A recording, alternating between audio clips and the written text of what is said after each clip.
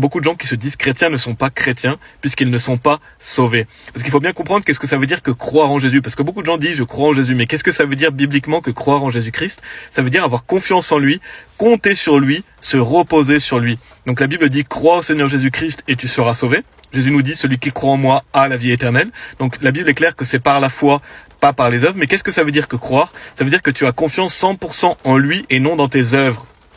Et les catholiques, les orthodoxes, beaucoup de protestants et malheureusement même aussi beaucoup d'évangéliques disent qu'ils croient en Jésus-Christ, mais quand on leur demande qu'est-ce qui leur permet d'aller au paradis, ils vont dire qu'il faut croire en Jésus-Christ et faire des bonnes actions. Il faut croire en Jésus-Christ et le suivre et garder ses commandements, ou certains vont te dire qu'on peut perdre le salut, qu'on peut perdre la vie éternelle. Donc en fait, ces personnes ne croient pas en Jésus-Christ, parce que croire en Jésus-Christ, ça veut dire compter seulement sur lui pour aller au paradis.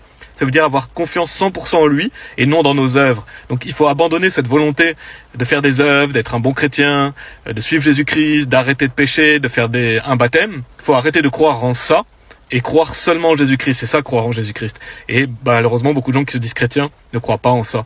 Ils doivent arrêter de croire en eux-mêmes et placer 100% de leur confiance en Jésus-Christ. Et c'est donc ça, croire en Jésus-Christ. Croire en Jésus-Christ, ça veut dire avoir confiance seulement en lui. La Bible dit si tu crois de tout ton cœur, tu le peux. Croire de tout son cœur, ça veut dire avoir conscience que ce que Jésus-Christ a fait, c'est suffisant. Sa mort, son ensevelissement et sa résurrection, ça suffit. Il n'y a rien à rajouter. Jésus a dit tout est accompli. Donc c'est ça, croire en Jésus-Christ.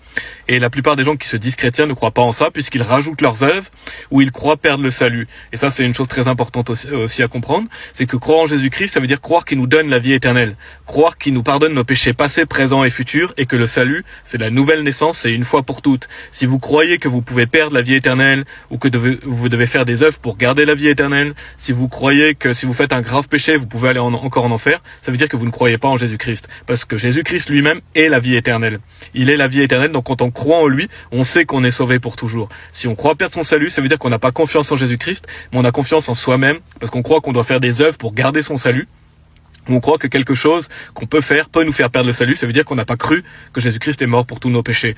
Parce que croire en Jésus-Christ, c'est donc placer 100% sa confiance en lui, c'est croire qu'il nous donne la vie éternelle. Jésus nous dit « Et je leur donne la vie éternelle, et elles ne périront jamais, et aucun homme ne les ravira de ma main. » Donc croire en Jésus-Christ, c'est avoir confiance que Dieu est fidèle, qu'on peut jamais perdre le salut. Donc quand on comprend vraiment qu'est-ce que ça veut dire que croire, on comprend que beaucoup de gens qui se disent chrétiens ne sont pas sauvés. Et pourtant c'est très simple d'être sauvé, donc assurez-vous d'être sauvé, quelle que soit votre branche, placez toute votre confiance aujourd'hui en Jésus-Christ et vous serez sauvés.